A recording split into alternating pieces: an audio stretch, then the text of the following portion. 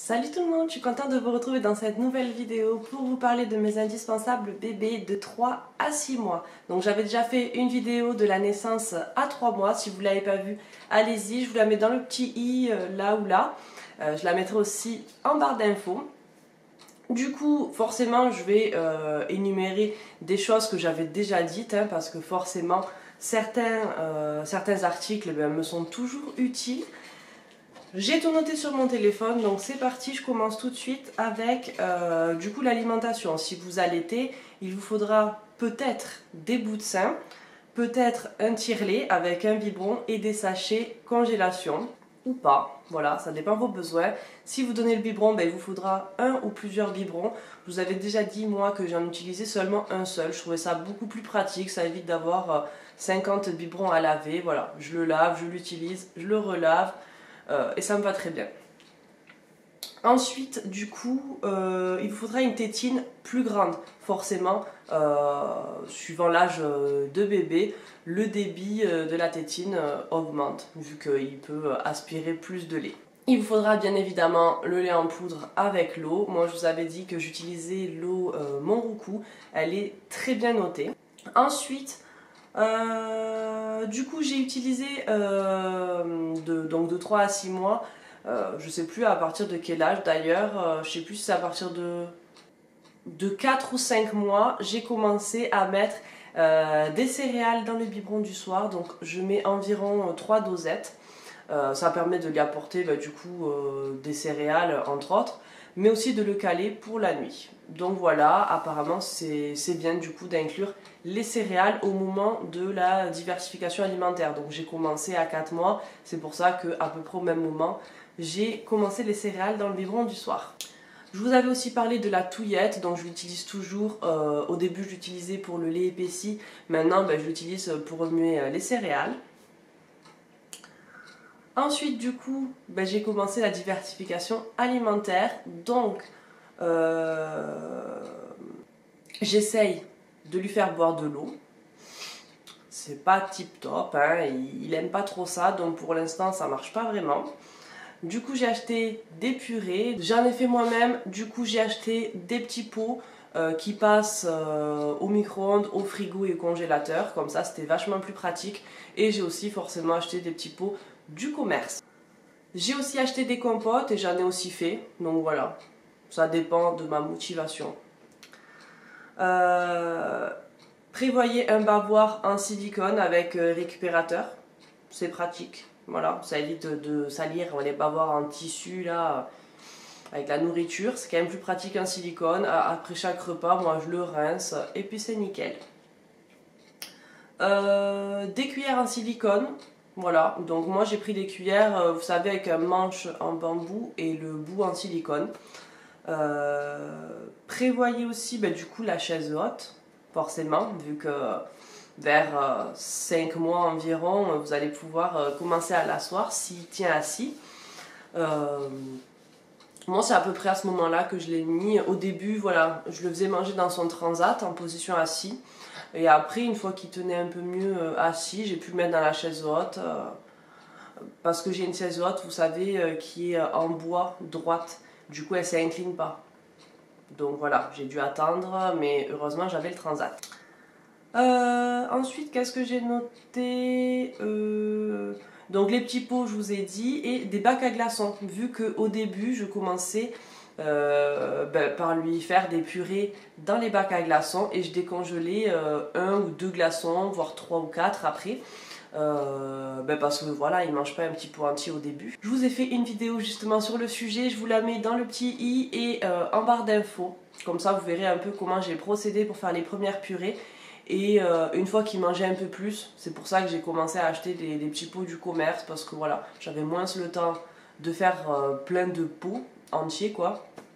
Et voilà, de temps en temps, peut-être que je referai des petits pots maison, mais c'est vrai que c'est vachement plus pratique les petits pots du commerce. Ensuite, j'ai aussi acheté un bavoir en chemise, je vais vous le montrer, ce sera plus simple. Voilà. C'est un bavoir comme ça. Derrière, hop, vous voyez, il s'enfile et puis ensuite vous pouvez l'attacher. Donc en fait j'avais acheté ce bavoir dans l'idée où si jamais j'allais lui faire manger un peu tout seul pour qu'il touche la nourriture, qu'il la prenne tout seul, voilà, c'était pour pas qu'il se salisse. Je vous avoue que jusqu'à maintenant, donc là il a 6 mois depuis quelques jours, ça a été un échec. Voilà, concrètement, lorsque je lui ai fait prendre des aliments, comme par exemple des carottes bien cuites, le problème c'est qu'il croque avec ses gencives, mais qu'en fait il suce pas, il mastique pas, donc au final il se retrouve avec un bout dans la bouche. Et concrètement, il s'étouffe pas, mais voilà, il a le réflexe pour vomir. Enfin bref, pour moi ça a été un échec, donc je sais pas, vous, si vous avez fait la DME, ou si même sans faire la DME, vous avez essayé de lui donner des morceaux.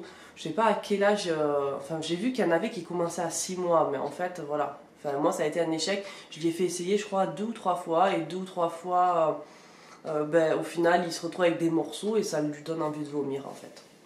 Donc voilà, pour l'instant il préfère la purée, des fois je lui fais des écrasés, donc il y a quand même de la texture, mais sans qu'il y ait vraiment des gros morceaux quoi. Bref, revenons à nos moutons, j'en étais du coup au bavoir chemise, donc évidemment prévoyez des langes et des bavoirs. C'est pratique d'en avoir plusieurs, d'en avoir des grands formats. Maintenant il régurgite beaucoup moins, donc c'est rare que je les mette au sale après chaque biberon quoi. Je les réutilise.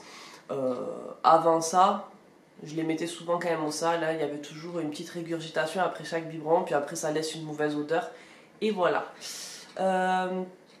Prévoyez aussi une susu pour mettre des fruits dedans. Donc je sais pas si vous connaissez, allez voir sur internet, du coup c'est une sorte de tétine qui s'ouvre et à l'intérieur vous pouvez mettre des petits fruits, style agrumes ou des choses qui ont du jus forcément.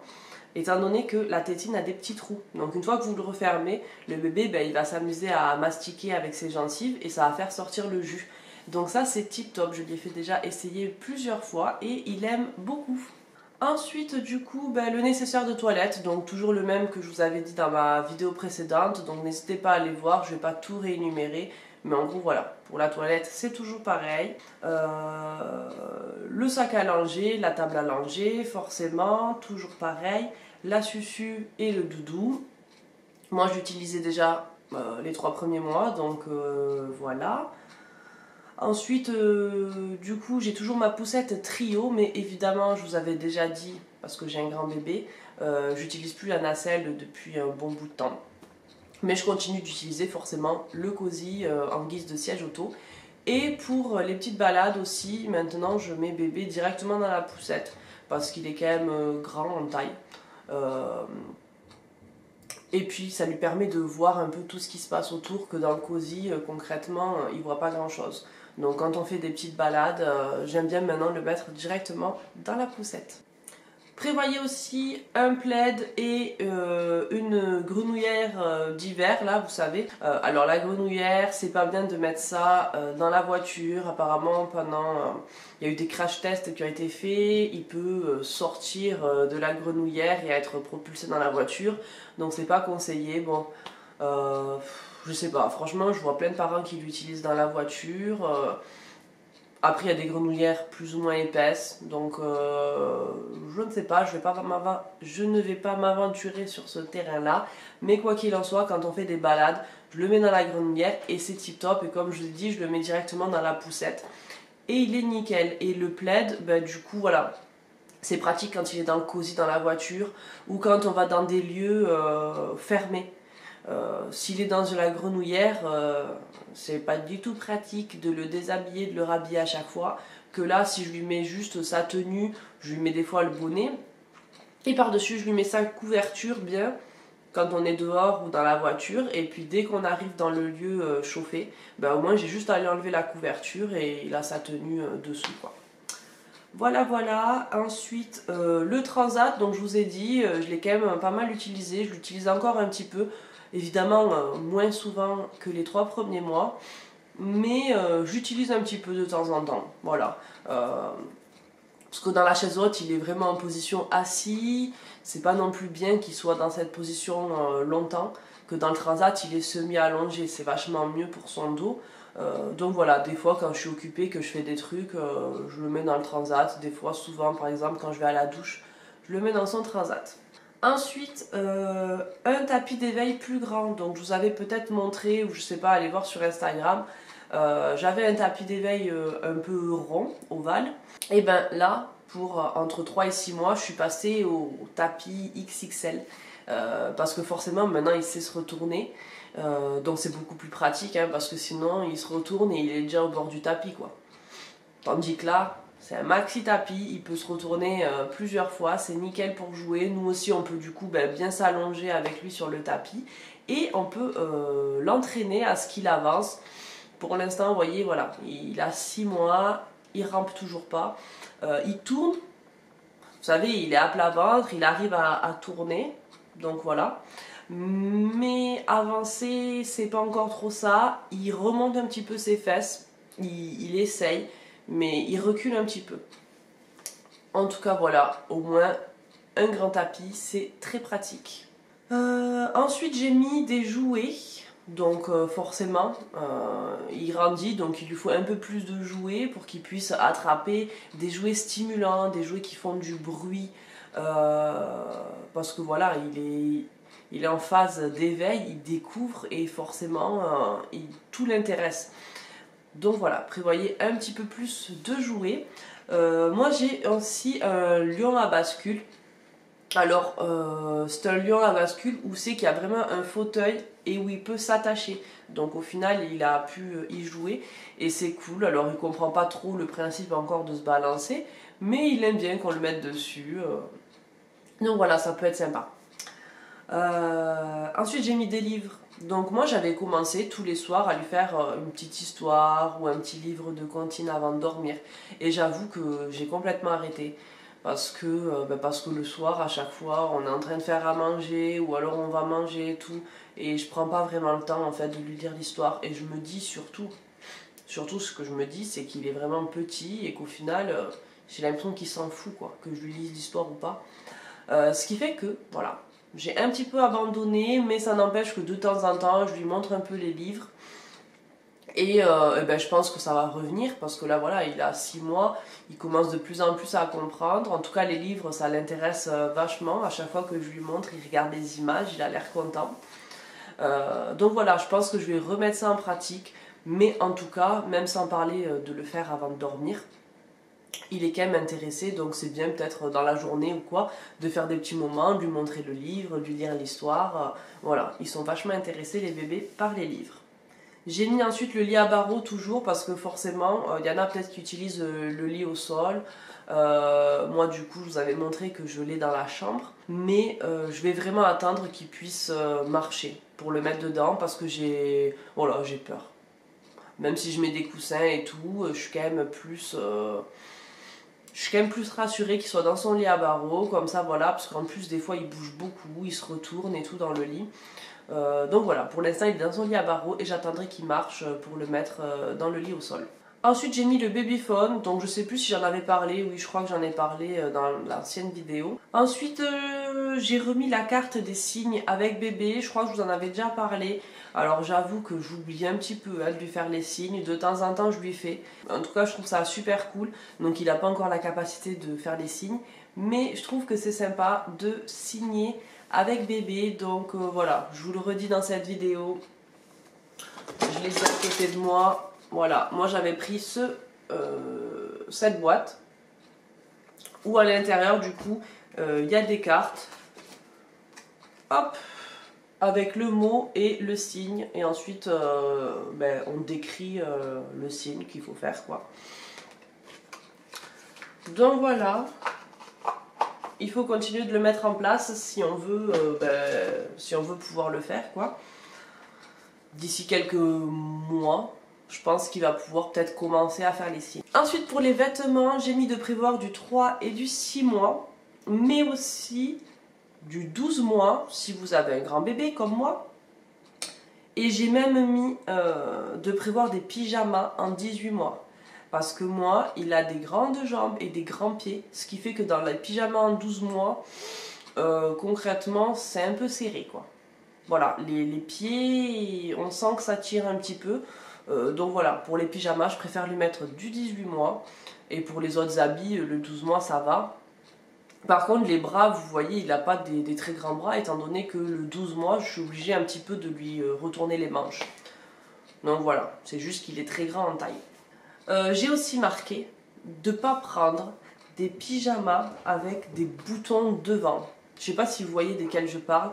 Il y en a qui se boutonnent jusqu'aux pieds. Ça, entre 3 et 6 mois, franchement, il ne faut pas prendre ça. Parce que le bébé, il bouge dans tous les sens. Donc moi, j'en avais 2 ou 3 en taille 9 mois. Ah oui, je ne vous ai pas dit la taille 9 mois. Oui, il prévoyait du 9 mois aussi. Et du coup, oui, j'en ai un là en 12 mois que je continuais du coup à lui mettre, mais maintenant j'arrête. Du coup, maintenant que j'ai acheté du 18 mois, j'arrête. Parce qu'à chaque fois que je lui mets celui-là, il bouge tellement la nuit qu'il arrive à faire sauter les pressions, à se sortir les pieds. Et en plus de ça, les pieds, quand ils sont pieds nus dans la gigoteuse, vous savez, ils sont peut-être un peu poites ou j'en sais rien, il arrive à tirer la gigoteuse et à force de bouger, de bouger, de bouger, de bouger, il arrive à se faire sauter les pressions de la gigoteuse ou alors même la fermeture. Ce qui fait que c'est arrivé 2 ou 3 fois que je le retrouve le matin, du coup avec les jambes à l'air et au final les jambes toutes froides quoi. Parce que forcément il fait pas non plus hyper chaud pour être tout nu là en plein hiver. Donc bref, dans l'idéal ne prévoyez pas des pressions devant, voilà. C'est pratique quand ils sont bébés, mais à partir de 3 mois, ils bougent tellement que voilà, les pressions elles sautent. Voilà, cette vidéo arrive à sa fin, donc je sais pas si j'ai tout dit, mais je pense avoir tout dit quand même d'un petit peu tout ce que j'utilise pour bébé. J'espère que ça vous a plu, n'hésitez pas à liker, n'hésitez pas aussi à mettre en commentaire si j'ai oublié des choses et que vous, ça vous a été indispensable. Ça aidera peut-être d'autres mamans et peut-être moi aussi, hein, si j'en ai encore l'utilité. Merci de m'avoir écouté jusqu'à la fin et je vous fais plein de bisous et je vous dis à bientôt dans une nouvelle vidéo. Ciao ciao!